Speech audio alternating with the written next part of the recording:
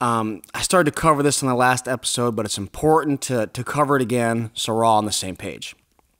So, what are preference points and what do they do for you? Okay. Obviously, you have people that live out west or residents of those states, and they have first dibs on all the tags. All right. Seems fair. They live there. So if they want to hunt elk or mule deer or whatever they have in their particular state, they have first chance. So if I grew up in Wyoming my whole life and I grew up hunting mule deer, I should be able to get a tag easier than someone who lives in Florida. Okay. It's just fair. But the state, they only have so many tags to give out. They can't give out one to everybody because if they did, there would be no game left in just a few years. And I will say this, that is a huge part of the state's job is to monitor herds. They manage a healthy population to give out tags accordingly. Just this last year, the West had a horrible winter. I mean, bad. Sadly, a lot of animals died.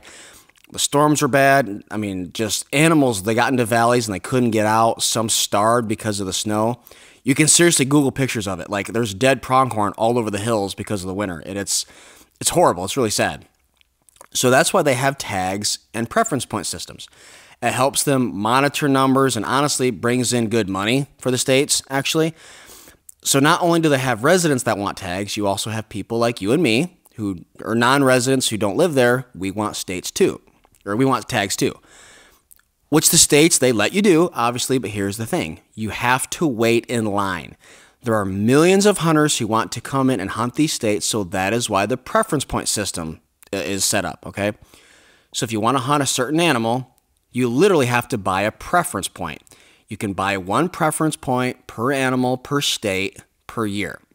So check this out. Now, every state is a bit different, like I said, but here's how it works.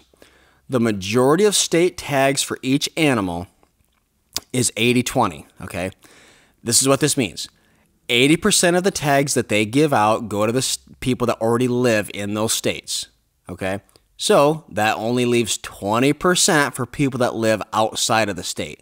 This does swing a little bit. It can be like 70%, 30, 75, 25. That's kind of the ratio to that. It just kind of goes back and forth a little bit depending on the state. So Wyoming, let's say they're giving out 1,000 mule deer tags this year. So only 200 of those are going to go to people like you and me that are non-residents. So here's another thing. If you don't have preference points, the chances of you drawing a tag is almost zero. Almost zero.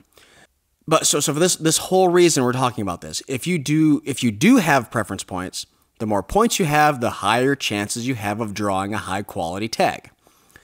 In some areas of some states, if you have a certain number of points, you're guaranteed to draw a tag. Now, it might not be the exact area that you wanted, but you will get some kind of tag because once you kind of hit that threshold of, let's say, 3-4 points, you're guaranteed to draw a tag, which is a pretty cool feeling once you actually get to that point. Which leads me to another thought.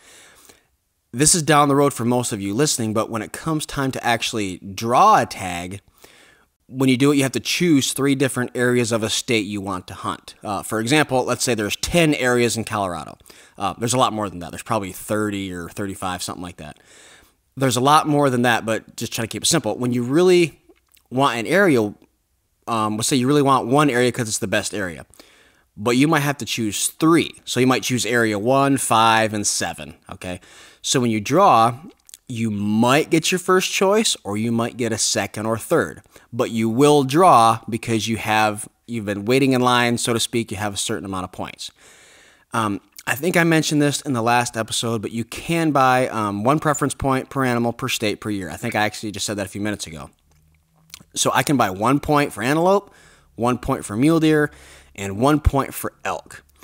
In just one state, or you could do that in 3 states, or you can do it in all, Colorado, Wyoming, Montana, whatever you want to do. There's a window of time, usually about 2 months, sometimes 2 or 3, depending on the state, where you can buy your points. I think, at the time of this recording, they just closed. There's actually no states that are open right now because it's usually the states are open for preference points, usually May through July, or actually Wyoming. Wyoming was open the latest this year. I think they went from July to end of October. because I actually helped someone get their points on Halloween, actually. So that was that was kind of the cutoff point right there.